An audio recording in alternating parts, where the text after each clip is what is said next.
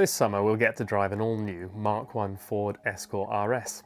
Even saying it out loud feels a bit surreal, but allowing for a little bit of wiggle room for some semantics and technicalities, it's the truth. Each of the 150 examples aims to be a spiritual and mechanical successor to the Escort RS 2000 of 1973, to the extent that the chassis numbers will pick up where the old-timers once ended. Now, this possibly needs some explanation. It's being masterminded by Coventry-based Borum Motorworks, which is more than just an evocative name and a striking typeface. It's a subdivision of newly formed mothership Driven Automotive, which has lately brought together a gaggle of expert white label engineering firms with the vision of creating the ultimate throwbacks. Borum will be remastering a selection of household name fast Fords from the past, having last year negotiated a decade-long brand license agreement with Ford. The Mk1 Escort RS and an RS 200, if you can believe it, will be the first two projects to break cover. And then, well, you can guess. The main point and the pivotal factor in Ford's decision to get on board with the initiative is that the cars are being manufactured to contemporary OEM levels of fit, finish and materials quality. Think computer-aided design engineering based on laser-scanned original blueprints, modern tolerances, and of course wildly evocative neo-analog powertrains that capture the fierceness of yesteryear, only with today's high precision, high output, and of course reliability. Images of the reborn Escort Mk1 RS, as they're calling it, have already drenched the internet, so you'll have seen how Borum Motorworks is balancing modern aesthetic cues with a body that is period sympathetic in its dimensions. But then why, you're possibly wondering, am I looking at a Group 5 Escort by Alan Mann Racing? In short, this is where the fun starts. While Borum is putting the finishing touches to the road-going Mk1 Escort RS we'll get to drive this summer, perfecting the retro-modern cabin, finalising the damper tune, and administering, we hope, a chef's kiss to the intake roar of what promises to be a 10,000 RPM mill, that car's DNA can already be found in this 1968 Alan Mann Racing Escort, winner of the British Saloon Car Championship in the hands of Aussie motorsport renaissance man Frank Gardner. Except, of course, this isn't the real McCoy. It's a prototype for the 24 doppelganger continuations Borum will build alongside Alan Mann Racing, arguably the authority on historic racing Fords, and now headed up by Alan's son Henry. This track-only Ford Escort Alan Mann 68 edition uses the same shell as the upcoming Restomod road car, so has benefited from the new jigs and tooling. But unlike the road car, it comes ready to race with all its period accoutrements and old-world mechanicals, albeit remanufactured. With its cartoonish gold-red livery gleaming and those trademark Alan Mann bubble arches, it's charming to a fault. And Borum will support owners with everything from gaining a race license to providing a pit crew at established historic racing events. So we're here in the pit lane at M Sport up in Cumbria, sunny, miraculously, with this gobsmackingly beautiful Borum Ford Escort Alan Mann 68 edition. And I'm here with Alan's son Henry, actually, who's just going to take us around the car. We've gone out for a few sighting laps this morning, Henry driving. We'll have a quick look at the car here and then we'll head out in the car again and see how it all feels. So yeah, Henry, just take us around the car a little bit. So this, as I understand it, this is built using the same CAD techniques as have been used for the upcoming Escort RS road car, which is due a little bit later this year. So this is a completely unique car in a sense, in that it's a Group 5 Escort made in CAD and with kind of, you know, tolerances on the panels and elsewhere and rigidity that's kind of never been done before. Yes, that's quite right, yeah. It's a synthesis of period correct engineering and brand new cutting edge technology to reverse engineer and make everything as good as it can be. So, but this is essentially sort of mechanically, because it obviously has to comply to historic racing regulations, which the road car won't. No. It means that this is completely authentic. So what's linkage in the back, twin cam up front, it's all exactly as it would be. So yeah, let's start at the front then. I don't know if we can open up. Should we open up these clips? This is a Lotus designed 4-sill twin cam, but you've taken it out. It's overboard, isn't it? Yeah, so, they were in period. They were 1845 cc, so that's what we've stuck to. It's dry sump, which helps performance and reliability, obviously. But apart from that, it's identical. It's new casting, so it's not 50, 60-year-old block and heads, but they are mechanically identical to what was run in period. However, oils are better these days, piston rings are better, all the materials are better, so it does give more performance than an original engine would have done. But nevertheless, it's exactly the same character and feel of it. And how much power are we talking? About 205 brake horsepower in this one. And revs too? 8.5. And is that on the fruitiest cam you've got, or is there a bit more? There's a tiny bit more, I think, yes.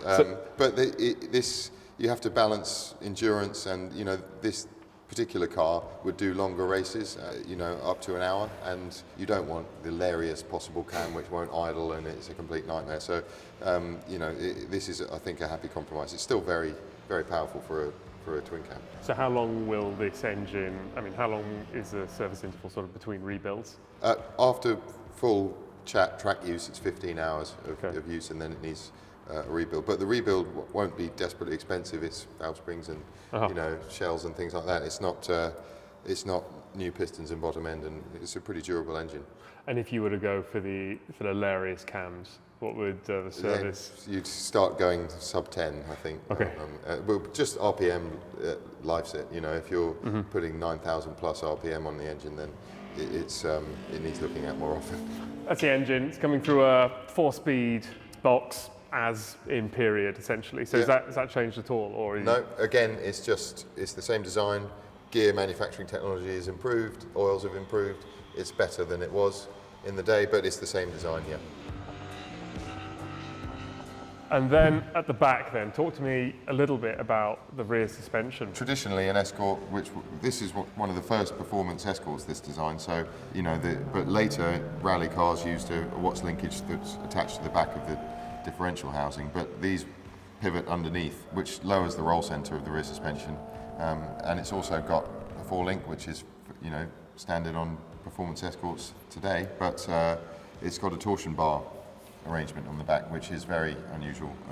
It's not a coil spring or leaf spring, as the road car would have had. It's a torsion bar, which is quite unusual, but it's proven its success, this setup. And the front suspension is also totally different from a standard Escort, and it's got GT40 components in it, and it's a twin strut design and all adjustable, all rose jointed. There's some GT40 components in there, and it's the designer of this suspension arrangement, Len Bailey, was a GT40 designer on the program at Ford Advanced Vehicles.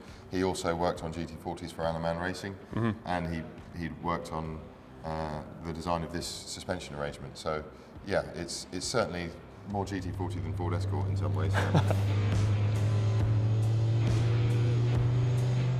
And then diff, it's an English diff. Yes. As per period, yes. So just plated, limited slip differential. Exactly, yeah. All right, and then contact patch, obviously with the historic racing homologation, that's regulated. These are cross-ply tyres, and the contact patch is as per same wheel 68 size. car? Yep, same wheel size, yeah. Should we have a look inside then? Because when we were talking earlier, you mentioned something quite interesting, which was that this cabin has been set up almost perfectly to replicate that of Frank Gardner's setup. Obviously, Frank raced them in period. So we've got, correct me if I'm wrong, the gear knob from Frank's car, from the original 68 car. The pedals are set up just as Frank liked them. Same with the driving position. Yes, absolutely, the column arrangement, the height of it, the dish on the steering wheel, the instrument layout, it's all directly copied from Frank's 68 championship winning car.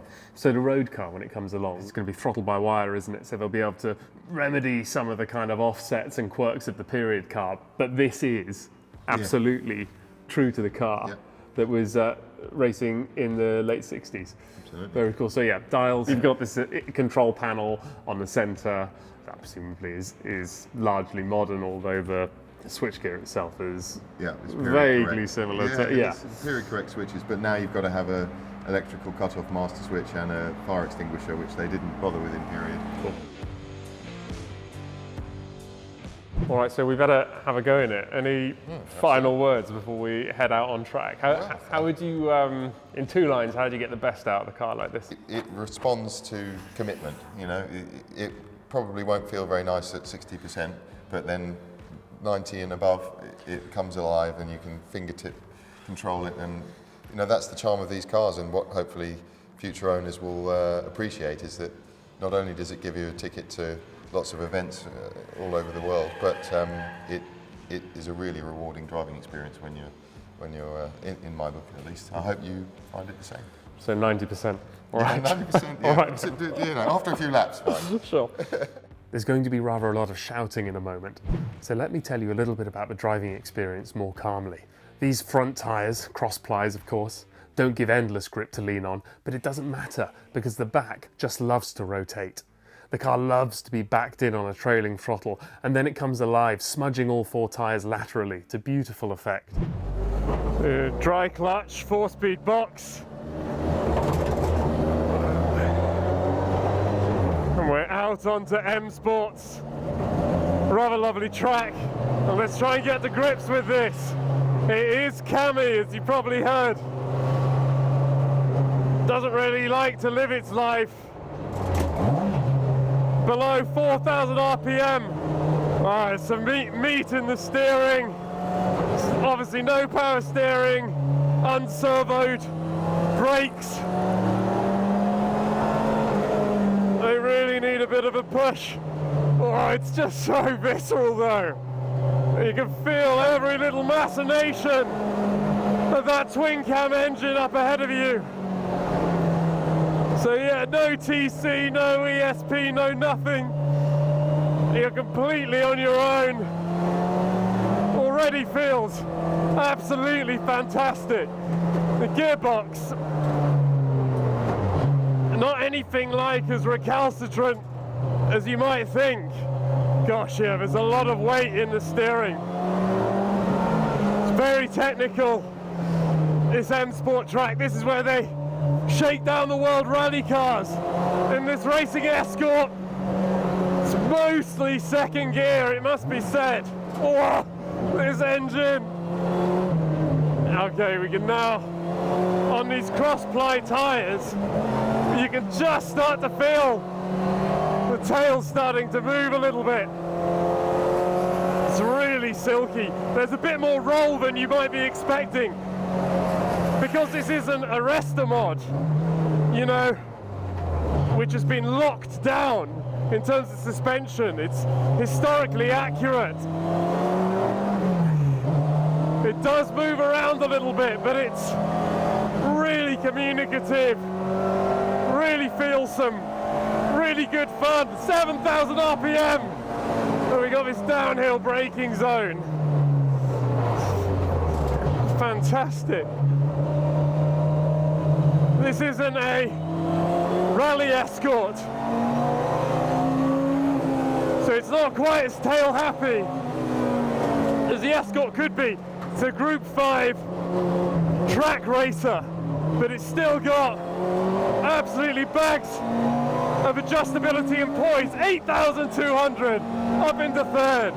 We got this quick right left, try to avoid the curbs. Oh, and a big braking zone. This thing is absolutely fierce. I mean, God knows what it must be like on those fruity cams that take it to 9,000 RPM. It must be an utter animal.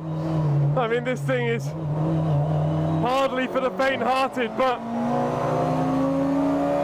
it is ultimately quite friendly. You can really feel the lightness. This thing's supposedly just under 800 kilograms. And that lightness comes through in absolutely everything this car does. Those tiny direction changes, the way it picks up speed, the way it stops. I mean, unservo brakes. It does need a bit of a prod of the brake pedal. It just picks up, zips, goes in, back it in a touch. And again, absolutely fantastic. There's very little that compares to this, let me tell you. It's that rawness of a competition racer. It's sort of unhinged, but at the same time, clinical. So there you have it. It's difficult to talk clearly, and frankly even to formulate coherent thoughts while at the wheel of something so viscerally exciting. But of course, in many ways this Mann 68 edition isn't any different from other Group 5 continuation Escorts you might have seen at Goodwood. Its real significance is as a starting gun for what might be one of the best road-going restomods ever to have existed. Think Singer 911s for Ford Escorts, only if Singer was officially backed by Weissach. Given the subject matter and the resources behind the project, Borum's Mk1 Escort RS, when it does arrive this summer, could, and probably should, be totally spectacular.